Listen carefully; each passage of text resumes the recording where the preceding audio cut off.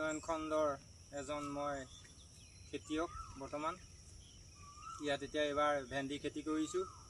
যোৱা বছৰ কৰিছিলোঁ তিয়ঁহ খেতি, ৰঙালাও খেতি কৰোঁ, কাজি নেমু কৰোঁ, ভাত কেৰেলা কৰোঁ। বৰ্তমান ধান খেতিৰ লগতো জড়িত হৈ আছোঁ সম্পূৰ্ণ হিচাপে। বিক্ৰীও কৰা হয় আধি উধা কৰি। আৰু গুটি দিছিলে এইবাৰ ভেন্দি খেতি, বৰ্তমান আৰু গুটি দিবলৈ আছে, এতিয়া শেহতীয়াকৈ দিম বুলি কৰি থকা। বাকী এতিয়া বছৰি নাই কমেও 1,40,000 1,45,000 টকা ইনকম কৰিছোঁ বৰ্তমান। বৈজ্ঞানিক পদ্ধতিত কৰি পোৱা নাছিলোঁ আগে পিছে, এইবাৰ বাধ্য এইবিলাক ট্ৰেইনিং দি শিকাই কৰি দিলত এইবাৰ উপকৃত হৈছোঁ। এই 2 বছৰ দিনে 15-16 বছৰ দিনে মই খেতিৰ লগত জড়িত হৈ আছিলোঁ, কিন্তু ইমান এই ধৰণে উপকৃত হোৱা নাছিলোঁ। আত্মাৰ ফালৰ পৰা বৰ্তমান ট্ৰেইনিং দিয়া হৈছিলে।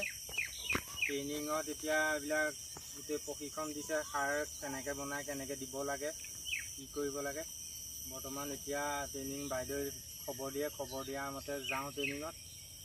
কোন সময়ত কি গুটি দিব লাগে, কেনেকৈ কৰিব লাগে, প্ৰতিটো আখৰে কৈছে। আৰু খবৰ খাতি ফোনেৰে যোগেদি লৈ থাকে, দিছে নাই গুটি, গজিছে নাই, আমি যাম আমুক তাৰিখত, তেনেকৈ কয়। সেইধৰণে কৰি বৰ্তমান এতিয়া এই 2 বছৰ দিনে বাইদেউৰ লগত জড়িত হৈ পেলাই প্ৰকৃতিতে খেতি কেনেকৈ কৰিব লাগে এতিয়া বুজা শক্তিটো আহিছে।